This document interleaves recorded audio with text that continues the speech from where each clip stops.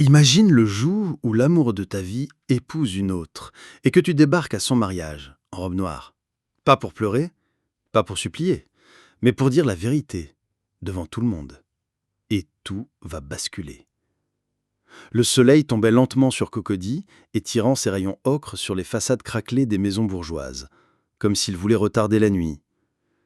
Dans l'un des appartements d'un immeuble un peu défraîchi, un silence pesant régnait. Seul le tic-tac implacable d'une horloge Murat tranchait l'air, accompagnant le souffle régulier de Sally Doua. Elle était là, droite devant son miroir, dans sa robe noire. Elle n'avait pas bougé depuis 15 minutes. Pas un mot, pas une larme. Ses yeux, noirs profonds, fixaient leur propre reflet avec une intensité presque dérangeante. Elle ne regardait pas tant son visage que ce qu'il cachait en dessous. La colère, la blessure, l'abandon. Ce matin encore, elle pensait ne pas y aller. Elle avait reçu le faire-part par erreur. En tout cas, c'est ce qu'elle s'était dit. Une carte luxueuse, dorée sur fond ivoire, où l'on pouvait lire « Sika et Nafi s'unissent pour la vie. Samedi 10h, église Saint-Jacques de Cocody. » Sika. Ce nom avait cogné dans sa poitrine comme un tambour sacré. Lui, son ex-mari. Celui qui avait juré de l'aimer même dans la poussière. Celui qui était parti sans un mot 3 ans plus tôt. Celui qui avait vidé notre compte commun et disparu, emportant ses promesses dans une valise trop bien fermée. Et maintenant, il se mariait. Avec Nafi. Nafi, cette cousine éloignée, toujours trop présente, toujours là pour aider, pour écouter, pour conseiller. Nafi, la douce vipère au sourire blanc. Sally serra les poings. Sa robe noire glissait sur sa peau comme une rivière sombre. Elle n'avait pas choisi cette couleur au hasard. Ce n'était pas un deuil. C'était une résurrection funèbre. Un avertissement. Elle marcha lentement vers le balcon, écoutant le chant lointain d'un groupe de percussions en répétition. Dans la cour en bas, les enfants criaient et jouaient, inconscients du drame intérieur qui couvait au 6e étage.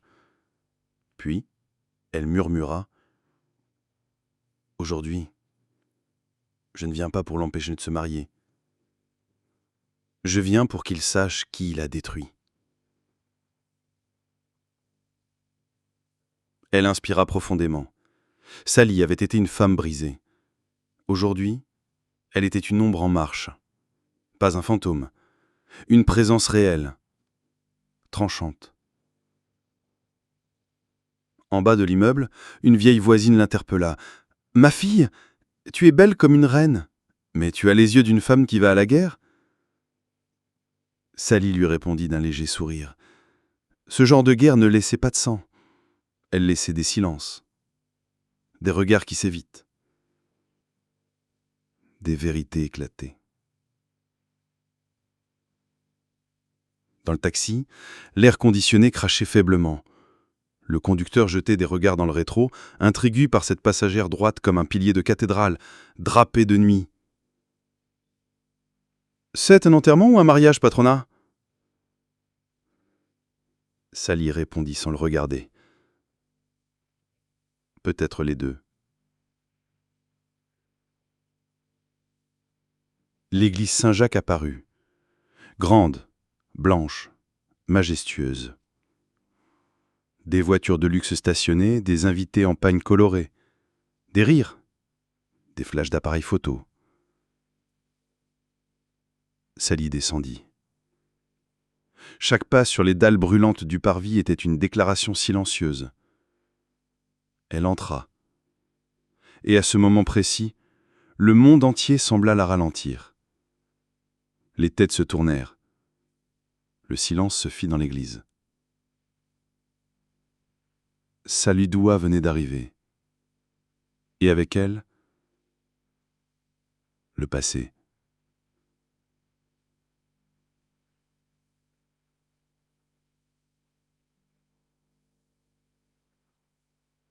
L'église Saint-Jacques était pleine.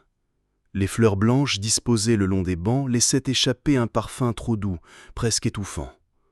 Les choristes, habillés de bleu ciel, murmuraient des prières, mais leurs regards déviaient tous vers elle. Sally Dua. Drapée dans sa robe noire, elle avançait lentement, à contre-courant, d'un décor qui suintait la joie artificielle. Chaque pas résonnait comme un glas dans l'allée centrale. Ses talons frappaient le marbre avec la froideur du destin. Les invités s'écartaient sans dire un mot. Certains, trop surpris, n'osaient même pas la saluer. D'autres la fixaient comme on observe une vérité qu'on aurait préféré ignorer. Un murmure monta du fond de la nef. « Ce n'est pas elle, la première femme de Sika ? Elle a osé venir comme ça. En noir ? Seigneur !» Mais Sally ne les écoutait pas. Tout son être était tendu vers l'autel. Vers lui. Sika. L'homme qu'il avait quitté comme on déserte une guerre qu'on a soi-même provoquée. Debout, figé dans son costume crème, il la regardait avec une stupeur qui s'étalait lentement sur son visage, comme un café qui déborde. Ses lèvres tremblèrent. Il voulut parler, mais aucun mot ne sortit. À sa droite, Nafi le tenait par le bras. Sally l'observa. Robe ivoire, tresses relevées en chignon majestueux, sourire crispé. Mais surtout, ce regard qu'elle lui connaissait depuis toujours, celui d'une femme qui se pensait à l'abri, protégée par ses mensonges bien ficelés. Mais aujourd'hui, les masques allaient tomber. Sally marcha jusqu'au 2e rang, du côté gauche de l'église. Elle ne s'assit pas. Elle resta debout, le regard braqué sur l'autel. Le prêtre gêné feuilleta nerveusement son livret. Bien, nous allons commencer cette belle cérémonie du sacrement du mariage. Que Dieu bénisse cette union. » Mais la tension dans l'air était palpable. Une brume invisible semblait envelopper les bancs. Les mots n'avaient plus aucun goût. Plus rien ne sonnait vrai. Sally revit tout. Elle se souvenait du jour où Sika avait disparu. Pas de message, pas de lettre, juste un conte vidé, une maison silencieuse et un vide qui résonnait dans sa poitrine. Des jours, elle en avait passé, allongée sur le sol, sans force, sans réponse. Des nuits, elle en avait pleuré, persuadée que c'était elle le problème. Et puis un jour, elle avait appris par une amie qu'on avait vu Sika, avec Nafi, au plateau, main dans la main. Ce jour-là, une partie d'elle était morte, et l'autre avait commencé à renaître, lentement, douloureusement, mais avec une force neuve. Sally s'amança.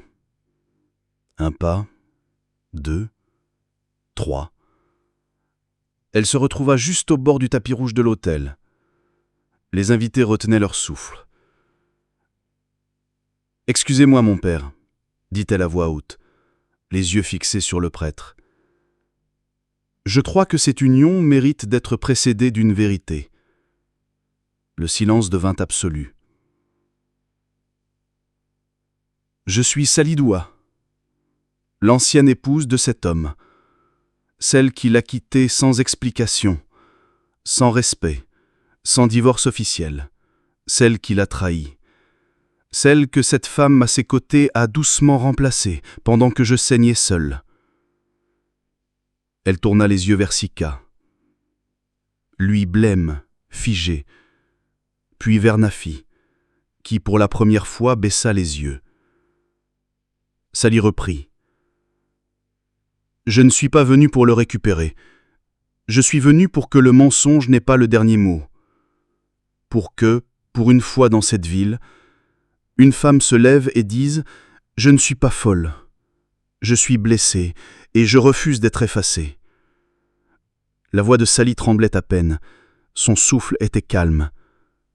Mais son regard contenait toutes les tempêtes.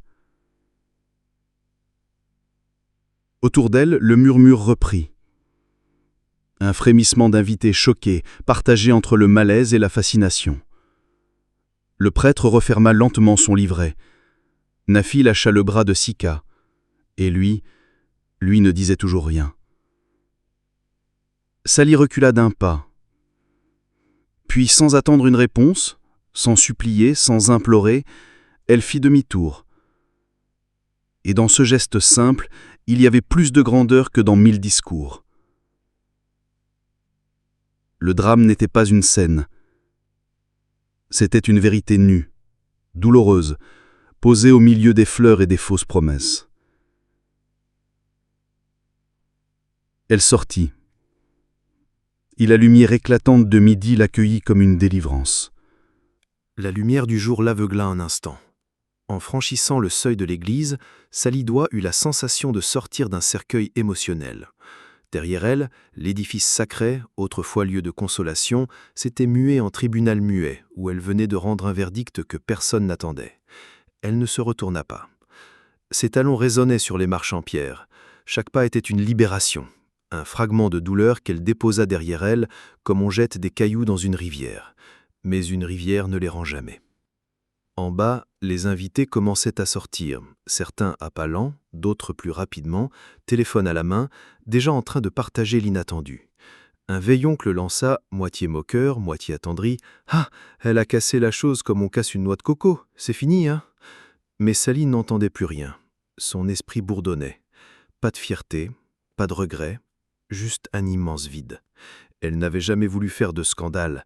Ce n'était pas une vengeance, c'était un cri. Un seul.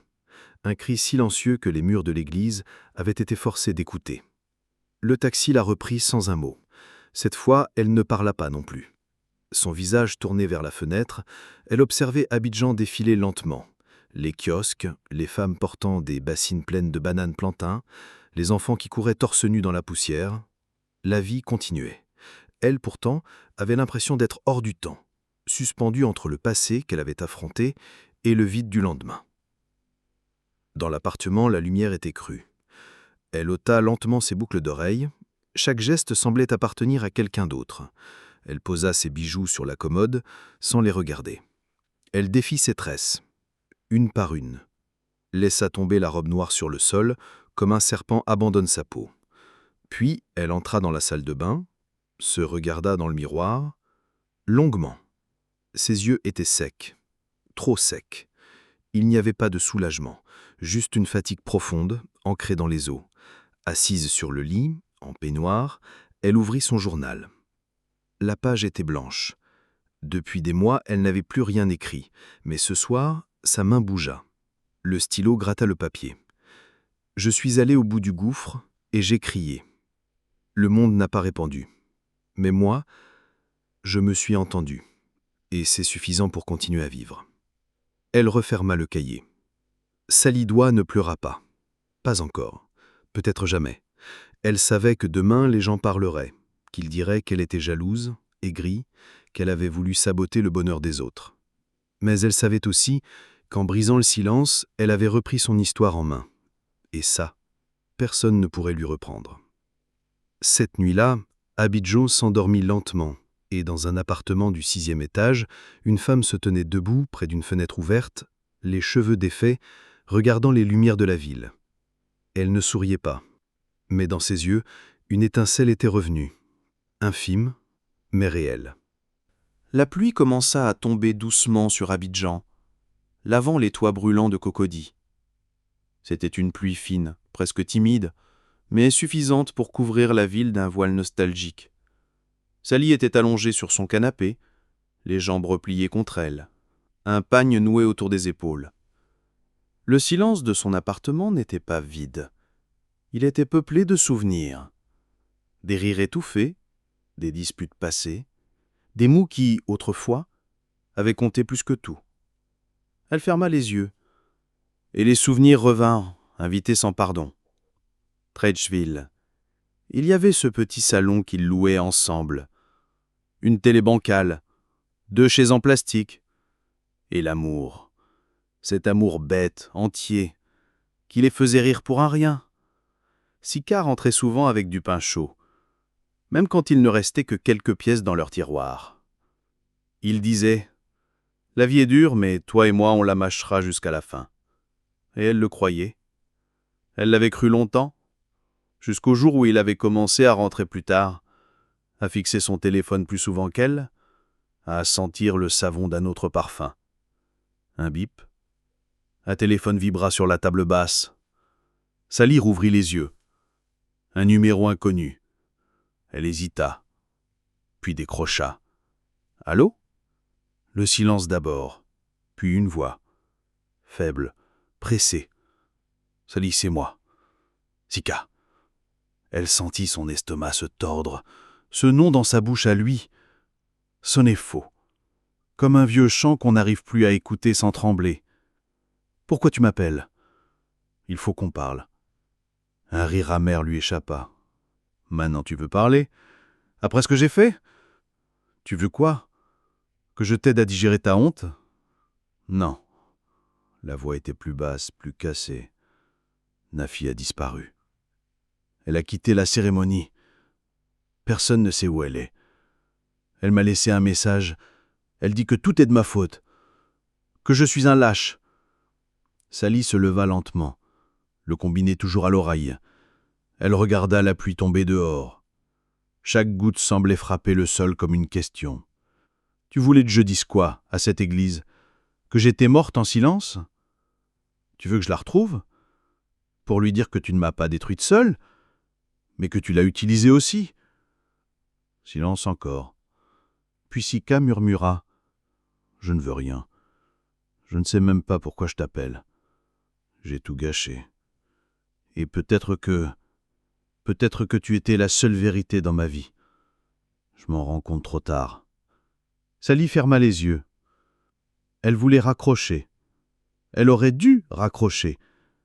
Mais elle resta là, suspendue entre colère et compassion, entre justice et tendresse.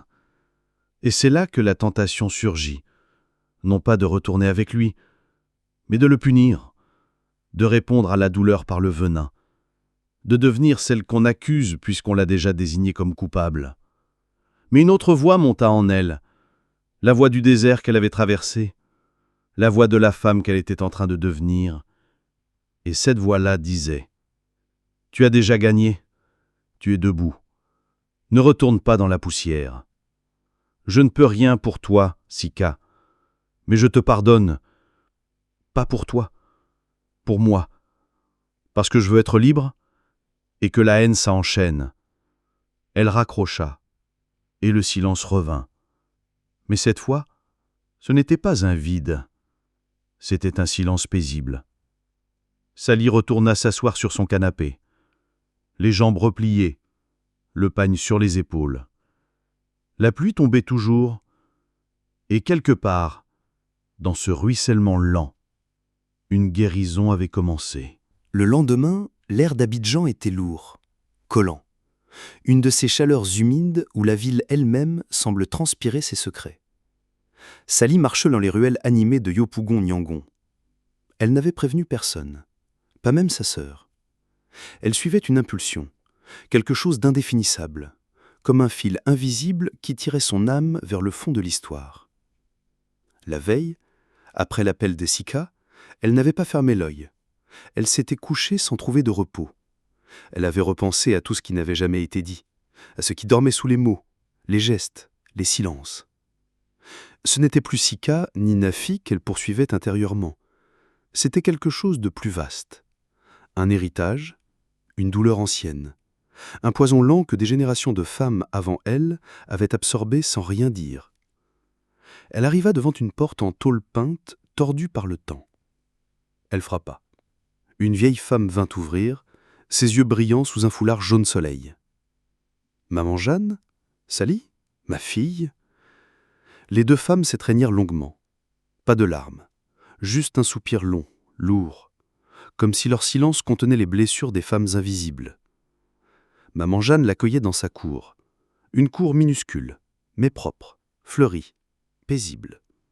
Un banc, une théière au feu de charbon, un chat endormi sous un papayer. Sally s'assit, et là, pour la première fois, elle parla. Elle raconta tout. Pas seulement le mariage, pas seulement la trahison, mais la peur constante d'être abandonnée, la honte qu'elle avait ressentie en voyant les autres femmes rire de son silence, La douleur de ne pas avoir été entendue et cette rage ancienne d'avoir été élevée dans l'idée qu'une femme doit toujours supporter, pardonner, rester digne même quand on la brise. Maman Jeanne l'écoutait, sans jamais interrompre. Elle touillait doucement le thé, les yeux fixés sur la braise. Puis, elle dit simplement « Tu sais pourquoi tu souffres autant, ma fille ? Ce n'est pas seulement l'amour, c'est parce qu'on t'a appris à t'oublier. On t'a élevé pour faire passer les autres avant toi. Et aujourd'hui que tu veux te choisir, tu crois que tu commets une faute. Mais c'est une renaissance. » Sally resta silencieuse. Ces mots venaient de loin, d'une femme vieille, mais vivante. Une femme qui avait aimé, qui avait perdu, et qui avait survécu. Elle se rappelait alors sa grand-mère à Dabou qui répétait souvent « Le cœur d'une femme est une calebasse pleine d'eau. Trop bouger, ça déborde. Trop retenir, ça explose. » Sally comprenait enfin. Elle n'était pas venue à Yopougon pour fuir. Elle était venue pour descendre au plus profond d'elle-même, pour toucher cette part d'elle qui avait été oubliée dans la course à l'amour, à l'image, à la survie. Le soleil se couchait lentement. Maman Jeanne lui tendit une tasse de thé brûlant. « Bois ça. Et demain, tu décides de ce que tu fais. Pas pour eux, pas pour qu'on parle, pas pour l'image, mais pour toi. » Sally porta la tasse à ses lèvres. Le liquide amer et sucré à la fois glissa dans sa gorge, et avec lui, une vérité descendit jusqu'à son ventre. Elle ne voulait plus survivre, elle voulait vivre, même si c'était douloureux, même si c'était seul, même si c'était lent. Le matin suivant, Abidjan s'éveilla sous un ciel lavé. La pluie de la veille avait purifié l'air et même les klaxons des taxis semblaient moins pressés. Sally ouvrit les volets de son appartement. La lumière pénétra doucement. Elle s'étira lentement. Son corps semblait plus léger. Son esprit, encore marqué mais ancré. Elle se tenait devant sa coiffeuse. Cette fois, pas pour une vengeance, pas pour une apparition, mais pour elle-même. Un jean taille haute, une chemise blanche légèrement entr'ouverte, des boucles sobres, pas de robe noire, pas d'armure, juste Sally Doua, la femme. Un message s'afficha sur son téléphone. « Sœur, tu viens toujours pour la photo aujourd'hui ? Je t'attends. Tu brilles, hein ?» C'était Karel, son amie photographe, celle qui l'avait vue tomber, celle qui, sans poser de questions, lui avait offert un regard, un espace. Sally sortit. Le taxi la mena vers Engrais, au fond d'une petite ruelle tranquille où les bruits de la ville semblaient étouffés. Le studio de Karel était un petit bijou caché, un cocon blanc aux murs recouverts de portraits puissants de femmes, des mères, des divorcées, des militantes, des survivantes. Chaque photo racontait une renaissance. Karel la salua d'un grand sourire. « T'es prête ?»« Prête pour quoi ?» demanda Sally, un peu amusée. « Pour exister, devant l'objectif, sans masque, sans pause. » Le shooting commença. Karel ne dirigeait pas, elle accompagnait. Elle ne disait pas « tourne quoi comme ça ?» mais « pense à qui tu étais, et maintenant, pense à qui tu deviens. » Et alors, quelque chose changea dans le regard de Sally. Elle ne posait pas, elle témoignait. Ses yeux racontaient l'abandon, puis le silence, puis la révolte, puis la flamme. À la fin de la séance, Karel lui montra les clichés sur l'écran. Sally se vit. Elle ne se reconnut pas tout de suite, parce que ce qu'elle vit, ce n'était pas l'ancienne Sally, c'était une femme devenue complète dans sa fracture. Et pour la première fois depuis des années, elle sourit à son propre visage. Le téléphone vibra à nouveau. Cette fois, c'était un numéro connu. Une chaîne télé locale. Une émission matinale sur les femmes, les relations, le pardon. « Bonjour, Madame Doua. Nous avons appris votre intervention à l'église. Ce que vous avez fait a remué la ville. Nous aimerions vous inviter pour parler de votre parcours. Pas de Sika, de vous. » Sally resta un instant sans voix. Elle pensa « Je suis devenu le sujet, plus seulement l'ex de quelqu'un. » Et alors elle répondit « J'accepte, mais je parlerai pour celles qui n'ont pas eu de micro. » Cette nuit-là, elle marcha seule sur le pont Charles de Gaulle. Abidjan scintillait. Le vent caressait son visage. Et dans cette marche lente au-dessus de la lagune, elle sentit sa place dans le monde se réancrer, pas comme une épouse, pas comme une victime, mais comme une femme debout, digne, fragile peut-être, mais inarrêtable. Le plateau était froid, pas désagréable, juste bien réglé, professionnel. Des caméras installées comme des juges silencieux. Des projecteurs braqués comme des yeux qui n'autorisent pas le mensonge. Sally Doua était maquillée légèrement. Une poudre douce, une touche de rouge à lèvres terre cuite, un trait noir à peine visible sur les paupières. Elle portait une robe fluide, couleur miel foncé, qui épousait sa silhouette sans l'enfermer. Tout en elle disait « Je suis là, et je ne m'excuserai plus ». La présentatrice, une femme au regard franc, lui fit un signe de tête. Le générique de l'émission s'estompa. L'enregistrement démarra. Bonjour à tous. Aujourd'hui, nous recevons une femme dont le nom a traversé les conversations d'Abidjan depuis quelques jours. Mais derrière les titres, les rumeurs, il y a une histoire, une vérité, un chemin. Sally Doua, merci d'être avec nous. Merci de m'accueillir. Sa voix était calme, posée, ni amère ni en colère, juste pleine. Elle parla, pas comme une victime, pas comme une héroïne, mais comme une femme qui avait traversé le feu et qui, au lieu de brûler, avait décidé de briller autrement. Elle raconta la trahison sans cracher, la solitude sans larmoyer, la reconstruction sans spectacle. Elle disait « Il faut arrêter de nous demander de souffrir en silence. Il faut qu'on donne aux femmes le droit d'exister, même quand elles dérangent. Je n'ai rien cassé, j'ai juste refusé d'être effacé. »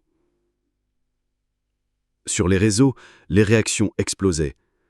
Des femmes pleuraient devant leurs écrans, des hommes reconnaissaient leur lâcheté, d'autres résistaient, minimisaient,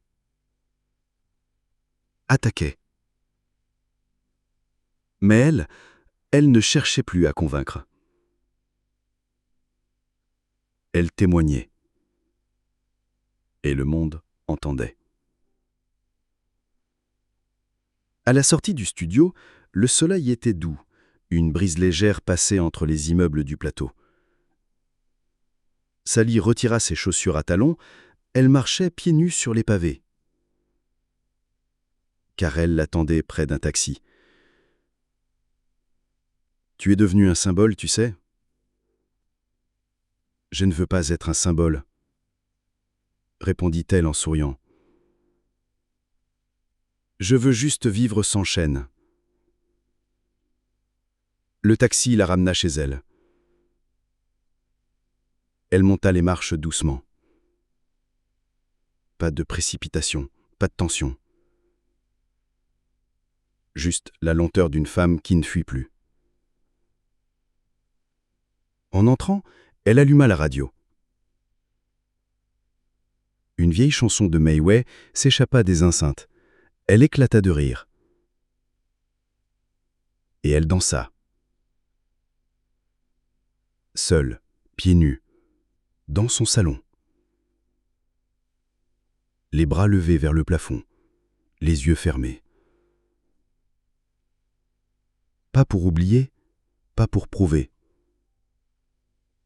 Juste parce qu'elle en avait envie. Puis, elle prit son cahier. Le même. Toujours. Elle écrivit « J'étais l'épouse, j'ai été l'ex, puis la honte, puis le silence, puis la colère, et maintenant, je suis moi. » Ce soir-là, quand la nuit tomba sur Abidjan, le ciel était vaste. Les étoiles timides mais présentes. Et quelque part, dans un appartement aux volets entr'ouverts, une femme dormait paisiblement. Pas parce que tout allait bien, mais parce qu'elle savait enfin que même brisée, elle était complète. Avant de nous quitter, à toi qui viens de vivre cette histoire avec nous, jusqu'à la dernière ligne, dis-nous dans les commentaires de quel pays tu nous regardes. On veut savoir d'où tu suis nos histoires pleines d'émotions, de vérité et de courage. Et surtout, abonne-toi à notre chaîne pour découvrir encore plus d'histoires puissantes comme celle de Sally Douay. Akiteyo Ameroateko.